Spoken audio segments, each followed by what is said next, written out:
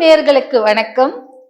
நிறைய நாள் நம்மளுக்கு இது செய்யலாமா செய்யக்கூடாதா, இப்படி இருந்தா இப்படி இப்படி என்ன பண்றது, யாராவது இதுக்காக ஒரு தெளிவு கொடுத்தா நல்லா இருக்குமே, இதை செய்யணும் செய்ய வேண்டாம் அப்படின்னு யாராவது. அந்த காலத்துல எல்லாம் நம்ம கூட்டு குடும்பத்துல இருந்தோம் இல்லையா, அப்ப என்ன சொல்லுவாங்க பெரியவங்க, இப்படி இருக்காத, அந்த மாதிரி பண்ணாத, இது பண்ணு அது பண்ணுன்னு. ஒரு ஒரு ஒரு கல்யாணம் காட்சின்னா கூட அவங்க ப்ரொசீஜரா சொல்லுவாங்க. ப்ரொசீஜருக்கு எல்லாமே ஒரு சயின்டிபிக் பேக்ரவுண்ட் ரீசன்ஸ் இருக்கும் இல்ல. ஆனா நம்ம அதெல்லாம் இப்ப சொல்லி கொடுக்கறதுக்கு பெரியவங்களும் நம்ம வீட்டுல இல்ல. நம்ம பாட்டு நான் நான் இப்படித்தான் பண்ணுவேன், உங்க அம்மா இப்படி பேசுறாங்க அப்படி சொல்லி தனியா ஒரு பெரியவங்களோட கைடன்ஸ் இல்லாம வாழ்க்கையை போட்டிட்டு இருக்கும் போது நிறைய விஷயங்கள் நம்ம தெரிஞ்சோ தெரியாமலோ. தெரிஞ்சவங்க சில பேர் என்ன பண்றாங்க, இது 10ஆம் பசிலித்தனம், இதெல்லாம் இந்த காலத்துல யாரா செய்வாங்களா, நம்ம எதை நோக்கி போயிட்டு இருக்கோம், இதை போய் நம்பிட்டு இருக்காங்களே அப்படின்னு நினைச்சு நிறைய விஷயங்கள் நம்ம பண்றதில்ல. எக்ஸாம்பிள், வாழை இலையில சாப்பிடும் போது நம்மள எல்லாம் வாழை இலையில சாப்பிடுறாங்க, எங்க இவங்க போய் வாழை இலையில எல்லாம் சாப்பிடுறீங்க அப்படி இப்படின்னு கிண்டல் பண்ண காலமும் உண்டு. இப்போ அந்த வாழை இலையில சாப்பிட்டா என்னென்ன பெனிஃபிட்ஸ் இருக்கு, நான் வாழை இலையில தான் சாப்பிடணும்னு இப்போ நம்ம சேஞ்ச் ஆயிட்டே வரும். நல்லதுக்கு தான், change is good no. So அதனால நல்லதுக்கு தான் நம்ம மாறிட்டு வரோம். அந்த மாதிரி பெரியவங்கள் ஒரு சில விஷயங்கள் நம்மளுக்கு சொல்லியிருப்பாங்க. என்ன சொல்லியிருப்பாங்க அப்படின்னா, இந்த இடத்துக்கு இந்த டைம்ல போகாதம்மா, இந்த இடத்துக்கு இது இங்க போயிட்டு காலை அலம்பிக்கிட்டு வீட்டுக்குள்ளவா, காலை வெளியில. அந்த காலத்துல எல்லாம் எங்க போயிட்டு வந்தாலும் வீட்டுக்குள்ள வரதுக்கு முன்னாடி காலை அலம்பிட்டு வருவாங்க. ஆனா இப்ப நம்ம அப்படி பண்றது இல்ல, நேரா வீட்டுக்குள்ள போறோம், ஒரு குழாவோ ஏதோ வைக்கிறது இல்ல. அப்ப கூட கிணறு எல்லாம் கூட சில டைம்ல சில வீட்டுல முன்னாடி இருக்கும். வந்த உடனே அந்த வாளியில தண்ணிய இறைப்பாங்க, காலில் அப்படி இப்படி பின்னாடி இருந்து ஊத்துவாங்க. இப்படி முன்னாடி மட்டும் பண்ண மாட்டாங்க, பாதம் குதிகாலையும் ஊத்திட்டு தான் அவங்க வீட்டுக்குள்ள என்டர் ஆவாங்க. ஏன்னா காலோட தான் தலையிலயும் தண்ணி தெளிச்சுட்டு வருவாங்க, காலோட தான் சில விஷயங்கள் வரும். அதே மாதிரி நம்மளை ஒட்டிக்கிட்டு சில விஷயம் வரும். ஸோ எப்படி இந்த விஷயங்கள் வரும் அப்படின்னா, சம்டைம்ஸ் நம்ம ஒரு சில பீரியட்ஸ் நாள்ல பெண்கள் என்ன பண்ணுவாங்க அப்படின்னா, ஏதாவது ஒரு தனிமையான இடத்துக்கு போயிருக்கலாம், இல்ல ஏதோ ஒரு இடத்துல ஒரு அமானுஷ சக்தி இருக்கும்போது அந்த இடத்துல போகும்போது டக்குன்னு ஒட்டிக்கலாம், ஒரு சரியான பாதுகாப்பு இல்லாம. முன்னாடி எல்லாம் என்ன பண்ணுவாங்கன்னா, ஒரு கரித்துண்டு இல்ல ஒரு ஆணி அந்த மாதிரி ஒரு விஷயத்தை, இல்ல வேப்பலைய, ஒன்னும் இல்ல வேப்பலைய ஓம் ஓம் சொல்லி தலையில சொருகிட்டு போன காலம் இது. ஒரு கொரோனா டைம்ல ஒரு அம்மா கூட அது ஒரு ஏதோ ஒரு இதுவும் ஒரு ஜோக்கா கூட வந்தது. பட் அதுக்கு பின்னாடி அவங்க என்ன கான்செப்ட்ல யோசிச்சிருக்காங்க, கொரோனாங்கிறது ஒரு அவங்களுக்கு புரிஞ்சது அவ்வளவுதான், ஒரு பெரிய கெட்ட விஷயம், அது நம்மள தாக்கிடும், அது ஒரு பேய் அப்படி சொல்லிட்டு தலையில வேப்பலை சொருகி அந்த வீடியோ ஜோக்கா பார்த்தோம். நான் அதுக்கு பின்னாடி அந்த அம்மாவோட நம்பிக்கை பார்க்கணும். ஏன்னா கொரோனா டைம்ல வேப்பலைய நம்ம வீட்டுக்குள்ள எல்லாம் வச்சிருக்கோம்.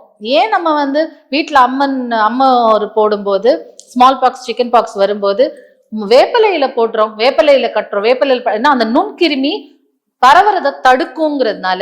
அந்த அம்மா எவ்வளவு அழகா யோசிச்சு தலையில வச்சிருக்கீங்க பாருங்க. அதை படிக்கல, எந்த எக்ஸ்போஜரும் கிடையாது, அது அவ்வளோ அழகா தனக்கு தெரிஞ்ச அந்த வேப்பலைய தலையில சொருகிட்டு போவங்க, அதனால என்ன தாக்காதுன்னு சொல்லும் போது அவங்களுக்கு கை தட்டி அப்ரிஷியேட் பண்ணணும். இவ்வளோ அழகா அவங்க யோசிச்சிருக்காங்களே. யாருன்னா நம்ம சானிடைசர் போட்டுட்டு தெரிஞ்சிட்டு இருந்தோம் இல்லையா.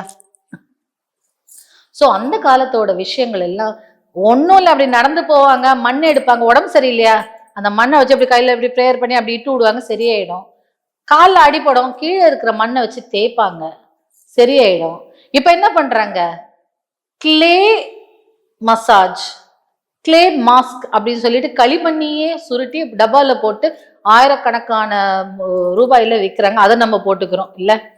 சோ அந்த மாதிரி வீட்டுக்குள்ள ஒரு தீட்டு விஷயங்கள் சொல்லும் போது நீங்க என்ன பண்ணணும்னா, அது என்னன்னு காது கொடுத்து முதல்ல கேட்கணும். ஒரு தீட்டு காரியம், தீட்டு வீட்டுக்கு போயிட்டு வரீங்க, அவங்க வீட்டுல ஒரு விஷயம், யாரோ இறந்து போயிட்டாங்க, ஒரு வயசானவர் கூட இறந்துருக்கலாம்.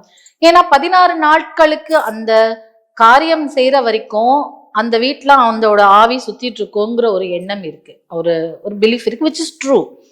அப்போ நம்ம அவங்க வீட்டுக்குள்ள போயிட்டு வரும்போது நம்ம அவங்களுக்கு பிடிச்ச, அப்போ அந்த இடத்துல ஒரு டெட் பாடி இருக்கும்போது அதை சுத்தி சில கெட்ட சக்திகளும் சுத்தி சுத்தி இருக்கும் இல்லையா.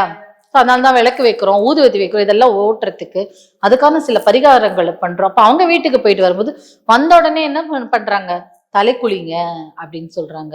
நம்ம ஒரு வாட்ச் கட்டிட்டு போனா கூட அதையும் தண்ணி தெளிங்க. அதே மாதிரி பர்ஸ் வாலெட்டு எடுத்துட்டு போனீங்கன்னா அது தனி, கண்ணாடி எல்லாத்துலயுமே தனி, செல்போனு அதை வச்சு தண்ணி தெளிங்க அப்படிலாம் கூட சொல்றாங்க. ஏன்னா அந்த பொருள், அந்த தீட்டு அங்க இருக்கிறதும் கிருமி தானே, பாடியில வர்றதும் ஒரு கிருமி தானே. ஸோ அதனால அதெல்லாம் தண்ணி தெளிங்க சொல்லி தலையில போட்டுட்டு போன துணில இருந்து நம்ம வாஷ் பண்றோம். சில பேர் என்ன பண்ணுவாங்கன்னா வீடு அந்த மாதிரி ஒரு கெட்ட வீட்டுக்கு போகும்போது கருப்பு போட்டுட்டு போவாங்க.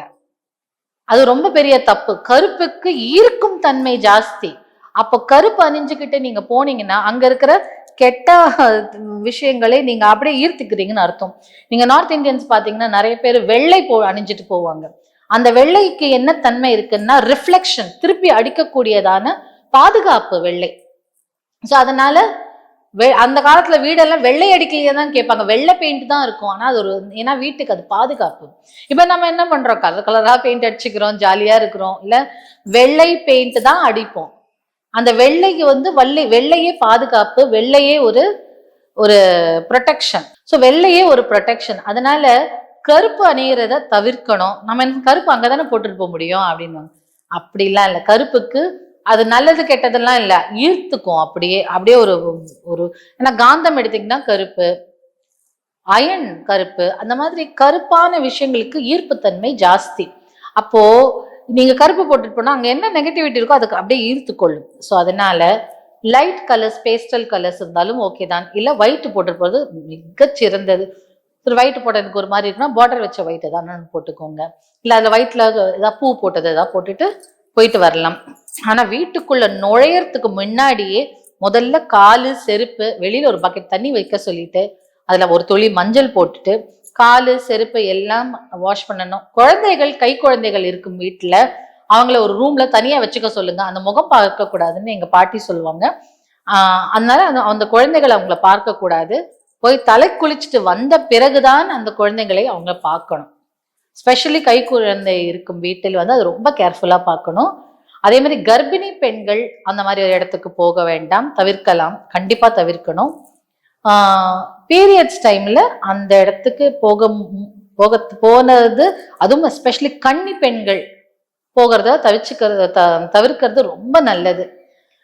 இல்ல ரொம்ப க்ளோஸ் ரிலேட்டிவ் போய் தான் ஆகணும்னா அப்ப இந்த மாதிரி ஏதான ஒரு வேப்பிலையோ ஏதான ஒண்ணு சொருகிட்டு கையில ஏதாவது ஒரு கறி கொடுத்து வேணா நீங்க அப்படி போயிட்டு வர சொல்லி திரும்ப வீட்டுக்கு வெளியிலேயே வச்சு காலெல்லாம் அலம்பிட்டு போய் தலை குளிச்சுட்டு வர சொல்லிடுங்க. இப்போ சில பேருக்கு இந்த மாதிரி வீட்டுல போய் சாப்பிட்டால் ஆகாது, நிறைய பேருக்கு அது ஆகாம போகும். ஸோ நீங்க டீசெண்டா இல்லைங்க வேண்டாங்கன்னு சொல்லிட்டு வந்துடுறது நல்லது. எஸ்பெஷலி இந்த பூஜை புனஸ்காரம், இந்த ஆன்மீக தேடல் பயணங்கள் இருக்கிறவங்க கண்டிப்பா அந்த மாதிரி இடத்துல சாப்பிட்றத தவிக்கலாம். ஆனா இப்போ நீங்க ரேக்கி தெரியும், இல்ல எனக்கு வேற மாதிரியான விஷயங்கள் தெரியும், நான் ஒரு ப்ரொடெக்ஷன் போடுவேன் அப்படின்னா அதுல அந்த சாப்பாட்டுல ஒரு ரேக்கி சிம்பல் போட்டுட்டு நீங்க சாப்பிடலாம். பட் மேக்சிமம் தவிர்க்கிறது ரொம்ப நல்லது. இது அந்த மாதிரி வீட்டுக்கு போயிட்டு வர்றதுக்கான ஒரு விஷயம். ஸோ அந்த சப்போஸிங் நீங்க போயிட்டு வந்தது சாயங்கால நேரமா இருந்தால் கண்டிப்பா தலை குளிச்சுதான் ஆகணும். நேரங்காலம் பார்க்க கூடாது. ராத்திரி வந்தாலும் வீட்டுக்கு தலை தான் குளிச்சு ஆகணும். இது ஒண்ணு. ரெண்டாவது, ஒரு கணவன் மனைவி இடையே ஒரு அன்பு பரிமாற்றம் இருந்தால், ஒரு கணவன் மனைவியிடையே ஒரு சேர்க்கை இருக்கும்போது வீட்டை விட்டு வெளியே போறதுக்கு முன்னாடி கண்டிப்பா குளிச்சுட்டு தான் வெளியில போகணும். அதே மாதிரி குளிக்காம மனைவியோடையோ கணவனோடையோ இருந்துட்டு அந்த பெண்ணோ ஆணோ பூஜை அறைக்கோ போகக்கூடாது. பூஜை அறை இப்போ நீங்க ஒரு ஷெல்ஃப் தான் வச்சிருக்கீங்க, ஹால்ல இருக்கு அப்படின்னு சொன்னா நைட்ல போகும்போது அந்த ஷெல்ஃபை மூடிட்டு போங்க. காலையில குளிச்சதுக்கு அப்புறம் அந்த ஷெல்ஃபை திறக்கலாம். இல்ல நான் ஒன்றும் இல்லைங்க அப்படின்னு சொல்லும்போது கதவை திறந்துட்டு விளக்கு ஏற்றிக்கலாம். அப்போ நீங்க அன்னைக்கு தலை குளிச்சுதான் ஆகணும். தலை குளிக்கிறது ஆகலைன்னு சொல்லும் போது கண்டிப்பா புரோக்ஷனம் சொல்லக்கூடிய தலையில தண்ணி தெளிச்சுக்கலாம். மஞ்சளை கரைச்சு தலையில தண்ணி தெளிச்சுட்டு உடல்ல ஜென்ரலா பாடியில குளிச்சுட்டு நீங்க அந்த படுக்கை அறையில இருக்கும் பிளாங்கெட்டு, விரிப்பு, பில்லோ கவர்ஸ், அந்த தலையணை போடுற அந்த கவர் எல்லாத்தையும் வாஷுக்கு போட்டுடணும். ஸோ போட்டுட்டு அந்த துணியையும் நீங்க போட்டுற துணி எப்படியும் குளிக்கும் போது வாஷுக்கு போடுவீங்க இல்லையா? இல்ல சில பேர் என்ன பண்ணுவாங்க, நான் இது ஒரு நாள் தான் போட்டேன், எடுத்து வச்சு நாளைக்கு நைட்டு போட்டுக்கலாம், அதெல்லாம் வேண்டாம். அப்படி ஒரு துணி போட்டுக்கு வேண்டாம். நீங்க சப்போசிங்லி அந்த டைம்ல நீங்க சேர்ந்து இருந்தால் அந்த துணியை வாஷுக்கு போடுறது ரொம்ப நல்லது. கன்னி பெண்கள் இருக்கும் வீட்டுல அந்த பெண்ணுக்கு மாதவிடாய் வரும்போது அந்த பெண்ணோட கன்னி பெண்ணு தீட்டு வந்து ஆகாதுன்னு சொல்லி, தீட்டுனா அந்த பீரியட்ஸ் சொல்றாங்க. ஸோ அப்போ வந்து கொஞ்சம் கேர்ஃபுல்லா இருக்கணும். அந்த பெண்ணை வந்து வெளியில சுத்தவோ அப்படிலாம் விடக்கூடாது. அதுக்குன்னு ரொம்ப கண்ட்ரோல் பண்ணி நீ போகக்கூடாது அப்படிலாம் வந்து ஆர்டர்லாம் பண்ணக்கூடாது. அதுக்கான பாதுகாப்பு முறைகள் ஏதாவது ஒன்று கயிறு கட்டி விடலாம். அந்த மாதிரி என்ன பாதுகாப்பு முறைகள் கொடுத்து ரொம்பவும் கண்ட்ரோல் பண்ணக்கூடாது. அம்மா நீ இன்னைக்கு வேண்டாமா, 6 மணிக்கு முன்னாடி வீட்டுக்கு வந்துருமா அப்படின்னு சொல்லி அனுப்பலாம். 6 மணிக்கு மேல ரொம்ப சுத்தாதம்மா அப்படின்னு சொல்லி அந்த பெண்ணுக்கு எடுத்து உரைக்கலாம். நம்ம ரொம்ப எப்பவுமே ஒரு விஷயத்த டைட்டா பிடிக்க பிடிக்க பிடிக்க என்ன பண்ணுவோம், வெளியில வரணும்னு தான் நினைப்பாங்களே தவிர, நீங்க அப்படி கோவத்துல இதெல்லாம் சொல்லக்கூடாது. ஸோ அதெல்லாம் வந்து ஒரு மறைமுகமா இலைமறைவு காய்மறைவை சொல்லணும் அப்படியெல்லாம் இல்லை. இந்த காலத்து பொண்ணுங்க வயசு பசங்க எல்லாம் நல்லா மெச்சூரிட்டியே இருக்கு. எது இருந்தாலும் உடைச்சு சொல்லுங்க. இப்ப நீங்க சொல்லலைன்னா அவங்களுக்கு போய் தேடுறதுக்கு 1000 இருக்கு. அதுல தப்பான விஷயங்கள் கூட இருக்கு. அதனால நம்ம குழந்தைங்களுக்கு நம்ம நல்லது நாமே சொல்லிட்டு போலாம். டவுட் கேட்டாங்கன்னா, உனக்கு என்னம்மா பிரச்சனை, வா உட்காரு, இதுதானே உனக்கு நான் சொல்லித்தரேன், சொல்றதுல ஒண்ணும் தப்பே கிடையாது. அந்த காலத்துல சிற்பங்களும் இதுவும் எதுக்கு செஞ்சு வச்சாங்க, நம்மளுக்கு ஒரு கிளாரிட்டி வரத்துக்கு தானே. சோ அந்த மாதிரி நம்ம ஒரு பொறுப்பு. அது என்ன பொறுத்தின வரைக்கும் எந்த தாய் தந்தை தன் மகனையோ மகளையோ உட்காத்தி வச்சு இந்த பிரச்சனை இப்படி ஆகும் அந்த பிரச்சனை அப்படி ஆகும் பேசுறாங்களோ, அந்த பசங்கள் அந்த குழந்தைங்கள்லாம் பாருங்க நல்லா சக்சஸ்ஃபுல்லா வாழ்க்கையில வருவாங்க. அதனால அந்த பொண்ணுகிட்ட ரொம்ப பிடிச்சி விரட்டி கிரட்டி அப்படிலாம் பண்ணாத, இவங்ககிட்ட பேசுறது அவங்க அப்படின்னு உட்கார வச்சு ஃப்ரெண்டு மாதிரி பேச ஆரம்பிங்க. அப்பதான் அவங்க என்ன மனநிலையில இருக்கும்னு தெரியும். ஸோ அதனால நீ 6 மணிக்கு முன்னாடி வந்துருமா அப்படின்னு சொல்லுவாங்க. இல்ல அந்த டைம்ல நீங்க டிராவல் பண்ணி தான் ஆகணும் அப்படிங்கிற பட்சத்துல அந்த பெண்ணுக்கு ஒரு பாதுகாப்பா நான் சொன்ன மாதிரி வேப்பிலையோ கையில ஒரு ஆணியோ இல்ல கறி துண்டோ அந்த பெண்ணை கையில வச்சுக்க சொல்லிட்டு நீங்க கார் எடுத்துட்டு போகலாம். அந்த ஒரு பாதுகாப்பாவும் இருக்கும். நீங்களும் துணைக்கு அந்த பெண்ணுக்கு பக்கத்துலயே உட்காந்துக்கலாம் கார்ல போறதா இருந்தா. அதே மாதிரி தனியா படுக்க வைக்கிறது எனக்கு அதுல உடன்பாடு இல்லை. பட் சில வீட்டுல அது பண்றாங்க. அதனால அது அவளை அப்படியே ஒதுக்குறது தள்ளி வைக்கிறது அப்படிலாம் இல்லாம, கன்னி தீட்டுங்கிறது ரொம்ப பவர்ஃபுல்லான தீட்டு தான். அதனால பூஜை அறையை அப்போ வந்து மூடி வைங்க. நீங்க அந்த பொண்ணு ஸ்கூலுக்கு போனதுக்கு அப்புறம் நீங்க வந்து அதை திறந்து வச்சுக்கலாம். பட் ஆஸ் அ மதரோ இல்ல சிஸ்டரோ இல்ல கணவனோ இருந்தால், அண்ணனோ இருந்தால், அவங்க விளக்கு வைக்க முடியலன்னா நீங்க விளக்கு வைக்கலாம். தப்பு ஒண்ணும் கிடையாது.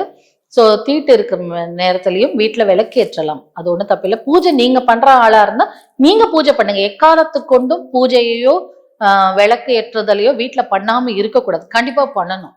சோ அது மாத்திரம் ஏத்துருங்க. வீடுங்கிறது உங்களோட காப்பிடம், உங்களோட இடம், உங்களோட சொந்த இது. அதுக்கு வந்து யாருமே தடை சொல்ல முடியாது. அதனால அதை அதை ஃபாலோ பண்ணுங்க. ஸோ இதெல்லாம் ஃபாலோ பண்ணிக்கோங்க. கன்னி தீட்டு முடிஞ்சது உடனே வீடை வந்து நல்லா மஞ்சளும் பன்னீரும் கலந்த தண்ணீரை தெளிச்சு மாப் அடிச்சிருங்க.